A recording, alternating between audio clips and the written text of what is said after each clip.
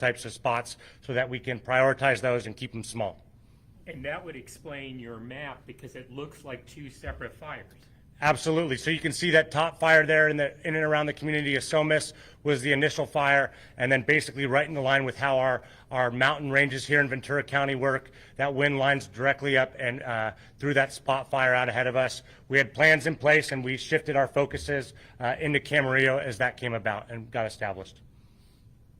Any further questions? As it crosswise, it's from Somis to Santa Paula? Somis to Santa Paula are basically in a south to north configuration, so that whole ridge system or south mountain proper, but then the fire is moving more westerly at the moment, south to southwest, in alignment with that easterly or northeasterly wind being funneled by our mountain ranges. In some of the early radio traffic, there were some of the people that were trapped in their homes as fire was approaching. Were you able to rescue them with ground crews, or did you fly them out? Or? Absolutely. We got those reports initially upon scene. And again, to your point earlier about prioritization, I hear a call on the radio like that somebody's life is in danger. We're immediately shifting our focus and our priority to do that. So fire engines were driving in either an overhead, like a battalion chief vehicle to pull people out, fire engines, and all were ground rescued today. Due to the nature of the wind, our helicopters, and due to the smoke conditions, limited visibility, and it'd be unsafe to put a helicopter on the ground. So all rescues today were performed by ground firefighters, to answer your question. Given the speed of this fire, what was the intensity like trying to get people out of those situations? You know, I don't think I can quantify for you what the intensity is, but it's as intense as it gets. The hair on the back of the firefighter's neck, I'm sure, was standing up. This is a day where you're truly prepared to do every part of your job and to risk everything to save everything. These things are valuables, and all the firefighters out there, they value the people that they serve. So they took every attempt, made risks, took risks, and did everything they can to evacuate and rescue personnel. So I don't have a quantification on how intense it was, but your life's at risk when you're in these moments, sir. Yes, ma'am. Have the water pressure issues all been resolved now, or is that still a challenge? It's still a challenge always for the duration of the incident, but we're in constant coordination through our IC, Jeff Shea. He's working with a variety of our other partners, being in unified command, to make sure that all those notifications, cooperative agreements are all engaged so that we can have that worked out for the firefighters on the ground. Thank you. Thank you very much. Answer a little bit of the question on the injuries. We did report that 2 civilians had possible smoke inhalation issues and were transported to the hospital. We don't have any other additional information if they were treated and released or kept. We do not know where they were transported to. With that, I would like to bring up Chief Shea to answer questions about fire and weather conditions, fire operations, and also answer questions from IC. Good afternoon again. Jeff Shea, Division Chief, Ventura County Fire Department, and current incident commander of the mountain incident. What kind of animals are you seeing being evacuated? Because it is horse country back in the Cameron area. Correct, and like has been alluded to by Captain Johnson, we've worked closely with Ventura County Animal Services to work with landowners, property owners to again get any animals or livestock to safety. Some were sheltered in place, basically staged where they work. So that was the most safe area to do that, and some have been relocated to the Ventura County Fairgrounds. Is there an active power safety shutoff from Edison at the moment now for the area? There currently is, yeah, and that's Southern California Edison. They're managing that, but I can't speak to the specifics of what areas of the fire perimeter are impacted by that. But there have been notices sent out that Southern California Edison was utilizing their public safety power shutdown program. Can you speak to evacuation warnings and orders? Yeah, so currently we're working with law enforcement, specifically the Ventura County Sheriff's Department, Sheriff Freihoff and his staff, and the Ventura County Office of Emergency Services. But we have implemented, I'll call it layers of evacuation. So we have evacuation orders that stretch the entire fire perimeter, and then evacuation warnings that are some of the areas that we anticipate could be impacted. And as this incident progressed, we implemented both. We had evacuation orders, and then as the fire continued to progress, those warnings became orders, and we're continuing to move that specifically into the community of Santa Paula and into Satakoy, specifically the Satakoy Country Club adjacent to Highway 118 and Wells Road are going to be the areas that we anticipate the next area of impact. Give us a sense for how many homes we're talking about? As far as total evacuees, at this point, I would defer that to law enforcement for a specific number, but I would guess in the thousands. Okay, thank you. In terms of the scope of this incident, how many years or months has it been since we've had a fire this big? Well, obviously, as has been alluded to before, every fire is unique. The impacts are real. Again, the Ventura County Fire Department and all of our cooperating agencies and every responder to this incident, law enforcement, fire, we trained for this. We were able to implement all of the tactics and strategy that we do for a wind-driven fire. As far as one that relates to this in terms of community impact it'd be along the lines of the Thomas fire or the Woolsey fire, but every fire is impactful to the community that we serve. Is some of this fire in the burn scar where the Thomas fire burned in 2017? Not necessarily the Thomas fire. It's more of the South fire. It's kind of has bumped into that, but. As we all know, we've been fortunate in that we've had significant precipitation over the last few years, which has led to grass crop, which again is just the natural evolution of the topography. So again, it's as we've seen, we're definitely susceptible to significant wind-driven fire in Ventura County. Sir, from being an incident commander, dealing with the resources you have for structure protection, how does the speed of this forward progress of this fire, how challenging is it for you to be able to get enough units to go out and protect all the homes? Great question. So it's extremely challenging, and obviously we have a finite number of resources. We have a very robust incident or ability to order additional mutual aid resources, which we did.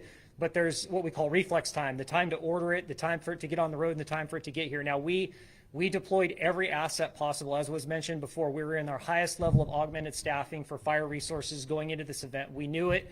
We trained for it. But again, we continue to shift our priorities throughout as this incident moved and as communities were impacted. But our priorities remain the same. First is life safety. So we want to, if we can evacuate people, get them out of the way, that's number one. Two is structure and infrastructure defense, which has been spoken about already, that people's property is our priority as well. And then ultimately, the final variable is perimeter control, where we actually go direct to and put the fire out. But at this point, early on and continuing now, our priority is life safety, evacuations, getting people out of the way, and protecting property.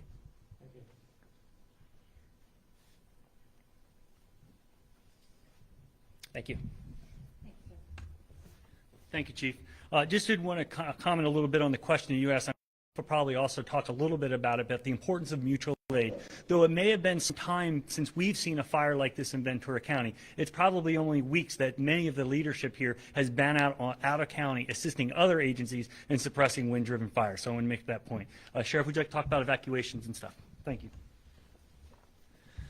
Thank you. We'll start with, yes, evacuations. As soon as this call went out and we saw how large the fire was and the information we were receiving from our fire partners, we dispatched all available units in the area to help with evacuations. We also called all of our detectives, our special enforcement detail, our tactical response teams to do evacuations, which is not only through door-to-door knocking, but driving down the street with lights and siren on, hitting with the bullhorn, letting people know to evacuate, depending on the proximity of the fire. Our volunteers are a force multiplier for us. So the question about search and rescue, we have about 25 search and rescue members here who are volunteer. They are not paid.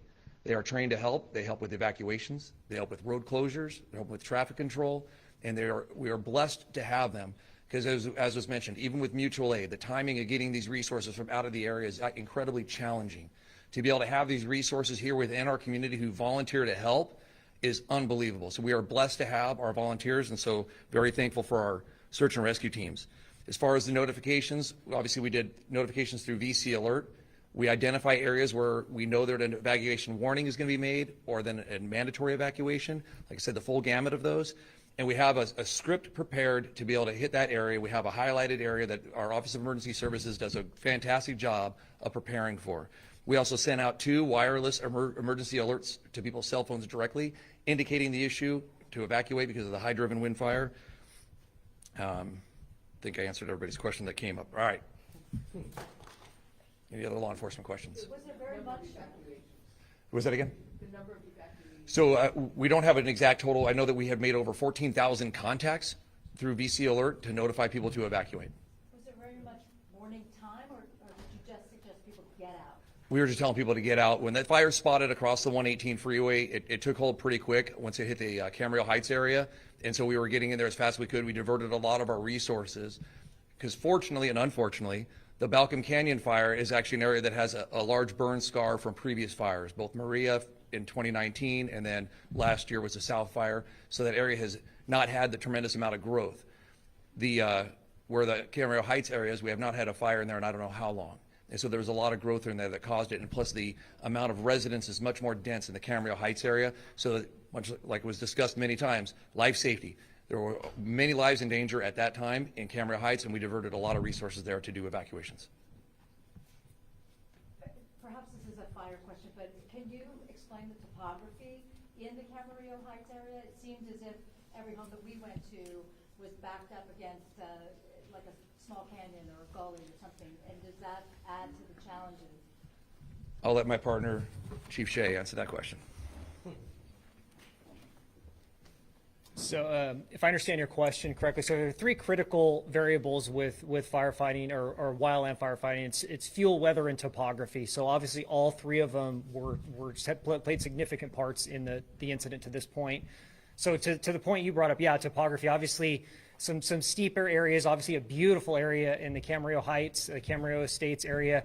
But yes, with the combination of the wind, as we spoke about earlier, the ember cast, which was and the wind will preheat, pre-treat, in essence, make the fuels more susceptible, and then naturally, fire is going to want to burn from a lower area to a higher area. So yeah, the fire intensity certainly was made a lot more intense with the topography in that area. But again, we did get resources in there as quickly as we could, got our community members out. We did actually even utilize another strategy, which is what we call shelter in place, where if we're weighing the risk versus gain, and if it's not safe to bring those impacted out, we actually did shelter a lot of residents in place in that particular area and throughout the fire perimeter. If I could use him for this kind of diagnosis, we were on Avocado, so we saw a lot of these homes saved by firefighters, I believe. We had to leave the area, but there's another area where homes burnt to the ground. Do you know what the difference would be in, say, the topography or weather conditions that called for that kind of situation where you lost the house? It's hard to be specific about that, but in general, with the fire moving at that speed and pushed by the winds that we had, I mean, it's very difficult to give a specific answer to that. It's really that combination again of fuel, weather, and topography that magnifies the intensity of a wildland fire. Do you know how many agencies you're working with? I saw Redondo, Santa Barbara County. Yeah, so a good point. So again, the mutual aid system is in my opinion extremely robust here in Southern California. So we put the order out for resources. Those agencies volunteer to come in and assist us as we do with them. It obviously it's a reciprocal system. But yeah, to say the number, I don't know, and I would love to recognize each one of them individually, and we certainly, on behalf of the Ventura County Fire Department and our Fire Chief Dustin Gardner, express our gratitude for their assistance in our time of need. So you mentioned that you haven't been, or there hasn't been fire here in the county recently until now. So where else have your teams been? What other fires? So for the Ventura County Fire Department, we've been all up and down the state, into Northern California, down in Southern California, again, as part of the mutual aid program. So it's known, it's understood, and And we participate robustly, as do these other agencies who now in our time of need have reciprocated and have come to help us.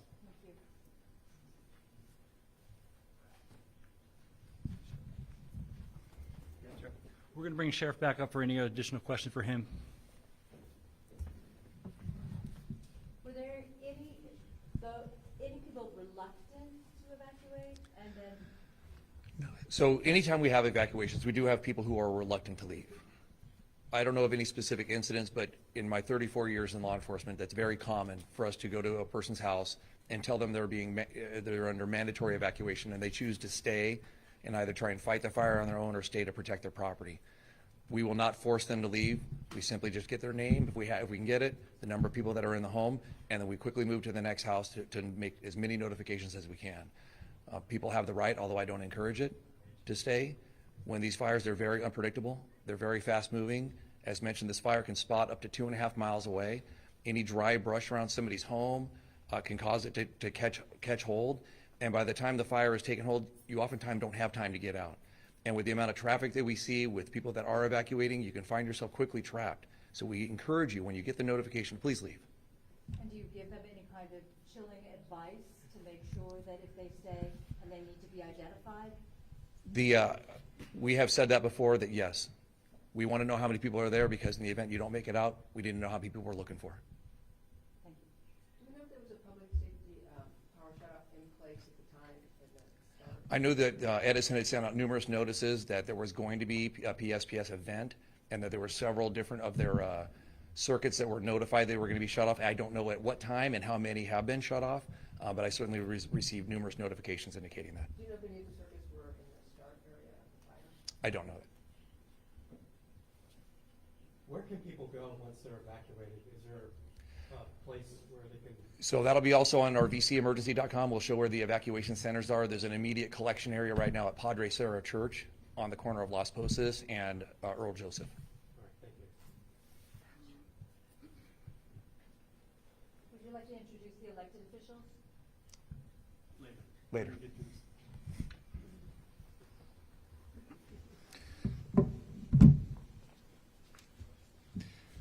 So I'm going to give an Acreage update, but it just came in from text, so just give me a second.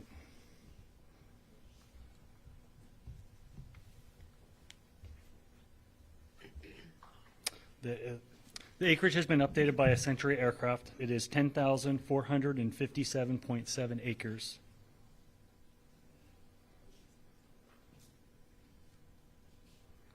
We want to remind the public that this is a dangerous fire, and we strongly encourage them to avoid the area if possible.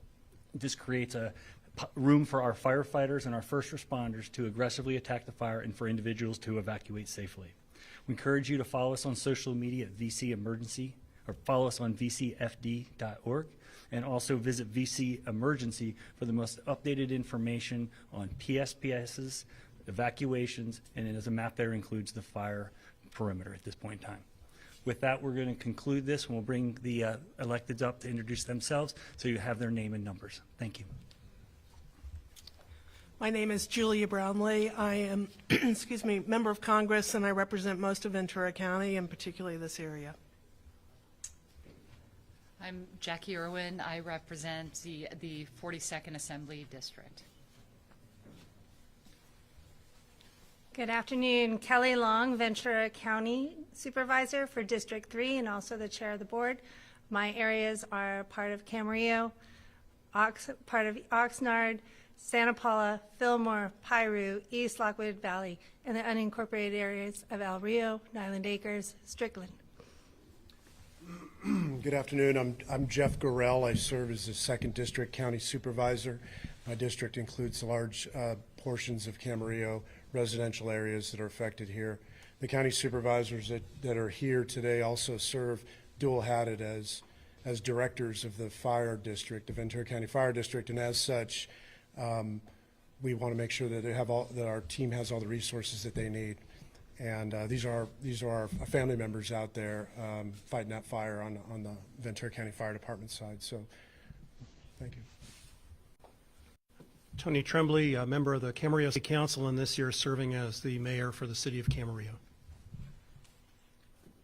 Good evening, Vianney Lopez, Ventura County Supervisor representing the 5th District, including portions of Oxnard, Port Hueneme, and unincorporated Camarillo area. Thank you.